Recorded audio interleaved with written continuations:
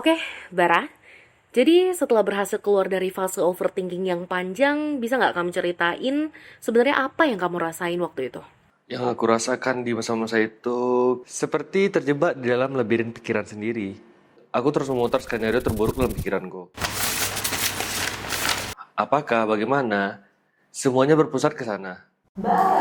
Bara, tolong ini Padahal, diceritakan. masalah ini juga bukan masalah besar bagi orang lain.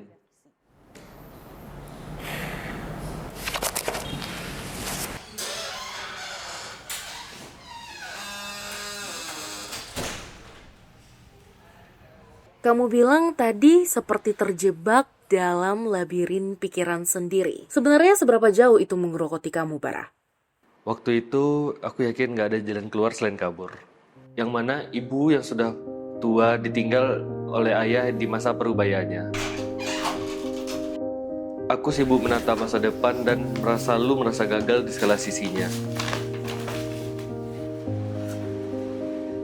Saat mencoba tidur, kadang-kadang ada suara yang memutar di kepalaku.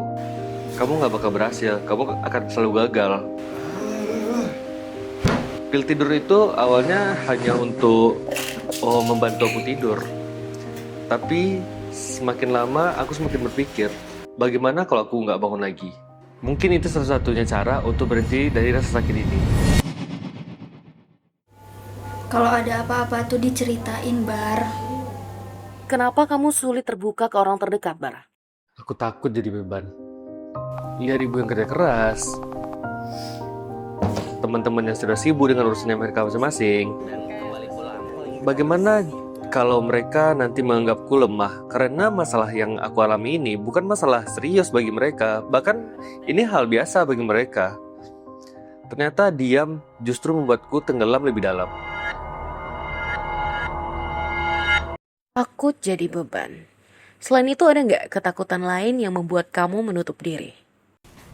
Overthinking bukan hanya kebanyakan mikir, tapi racun yang pelan-pelan mematikan logika dan membuat jarak dengan orang terdekat.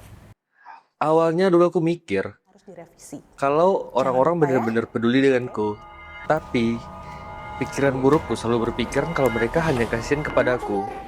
Dan itu membuatku tertutup kepada orang lain. Aku benar-benar merasa sendiri. Pernah dengar vulnerability is weakness? Aku takut banget dianggap lemah. Bayangin aja, orang yang dianggap kuat dan ceria menangis di depan mereka. Padahal aku cuma butuh orang yang bisa mengatakan kepadaku, aku di sini kok, cerita aja. Tanpa saran, tanpa nasihat, cukup dengar. Menurut Bara sendiri, gimana peran peer counseling dalam menciptakan lingkungan peduli kesehatan mental? Mereka bukti bahwa kita nggak harus sendirian. Awalnya aku berpikir bahwa peer counseling ini hanyalah formalitas. Tetapi ketika ada yang benar-benar mendengar tanpa menghakimi, itu benar mengubah segalanya. Aku merasa lebih dimengerti. Sekarang aku ingin menjadi bagian dari itu agar orang lain tidak merasakan seperti aku dulunya. Tapi banyak nggak sih yang menganggap peer counseling itu menakutkan? Menurut kamu kenapa, Bara? Karena kita terbiasa diminta untuk selalu kuat. Bayangin aja, dari kecil kita diminta untuk gak cengeng. Masalah kecil aja kok nangis. Peer counseling, halah, itu cuma untuk orang stres doang. Padahal di sanalah pertama kali aku sadar kalau aku juga boleh rapuh. Gak ada yang motong, gak ada yang menyanggal, bahkan gak ada yang menuntut. Aku harus begini, begitu.